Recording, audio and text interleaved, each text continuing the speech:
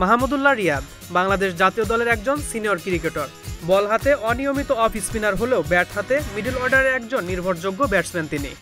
দলের বিপদের মুহূর্তে ভরসার প্রতীক হয়ে 22 গজে বুক চেতিয়ে লড়াই চালানো এই অলরাউন্ডারকে ভালোবেসে নাম দেওয়া হয় দ্য সাইলেন্ট কিলার। কয়েক বছর ধরেই মাহমুদুল্লাহ রিয়াদ ক্যারিয়ারের এমন একটা সময় কাটাচ্ছেন যেখানে তাকে প্রতিনিয়ত প্রমাণ করতে হয়েছে যে বাংলাদেশের এই দলকে তিনি কি দিতে পারেন। এখন আসন্ন ওয়ানডে বিশ্বকাপে জাতীয় দলে ফেরার সুযোগও খুব একটা দেখা যাচ্ছে না অভিজ্ঞ মাহমুদুল্লাহ রিয়াদের। ঘরের মাঠে ইংল্যান্ডের বিপক্ষে ওয়ানডে সিরিজের সর্বশেষ বাংলাদেশের জার্সিতে খেলেছিলেন মাহমুদুল্লাহ রিয়াদ। 3 ম্যাচে করেছিলেন মাত্র 71 রান।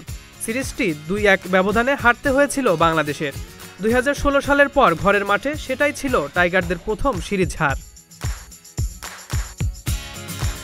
অফিসিয়াল বয়স পেরিয়ে এখন তার বয়স 37 বছর।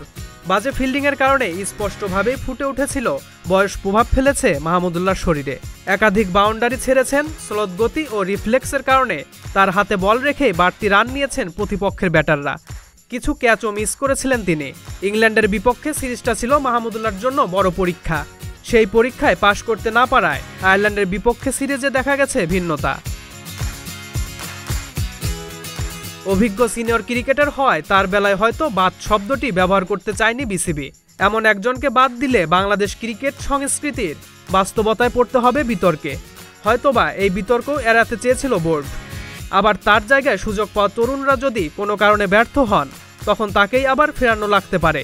বিশ্রাম শব্দ ব্যবহার করায় প্রয়োজনে দলে ফেরানোর ক্ষেত্রেও প্রশ্নের মুখে পড়তে হবে না বিসিবিকে। আর এ কারণেই বিশ্রামের জেরে বাদ দেওয়া হয় রিয়াদকে। ঢাকা প্রিমিয়ার লিগে নিজেকে প্রমাণ করার জন্য একটি সুযোগ ছিল মাহমুদুল্লাহ রিয়াদের। মোহামেডানের হয়ে 3টি হাফ সেঞ্চুরিতে 11 ম্যাচে 28.40 গড়ে করেছেন 284 রান। সর্বোচ্চ রান ছিল 71। ক্রিকেট বিশেষজ্ঞদের মতে নির্বাচকদের বিবেচনায় আসতে মাহমুদুল্লাহর এই পারফরম্যান্স যথেষ্ট নয়। রিয়াদের নিজেকে প্রমাণের জন্য আরও একটি সুযোগ ছিল ডিপিএল সুপার লিগ। সোমবার মোহামেডানের হয়ে মাঠে নামার পর অস্বস্তি বোধ করতে দেখা যায় মাহমুদুল্লাহকে। ঠিকমতো যেন দাঁড়াতেও পারছিলেন না মোহামেডান অলরাউন্ডার। তবে নিজেকে প্রমাণ করে যেন ফের জাতীয় দলে ফিরতে প্রতিজ্ঞাবদ্ধ রিয়াদ। এমন পরিস্থিতিতে মাঠের মধ্যেই পেইন কিলার খেয়ে ফের ব্যাট করতে দেখা যায় তাকে। পেয়েছেন রানের দেখাও। শেষ পর্যন্ত 54 রান করে সাজঘরে ফিরতে হয় রিয়াদকে। তবে পেইন কিলার খেয়ে শরীরের ব্যথা কমলেও মনের ব্যথাটা হয়তো আগের মতো রয়ে যাবে দ্য সাইলেন্ট কিলারের। সজল খান, মহাজন আইটি।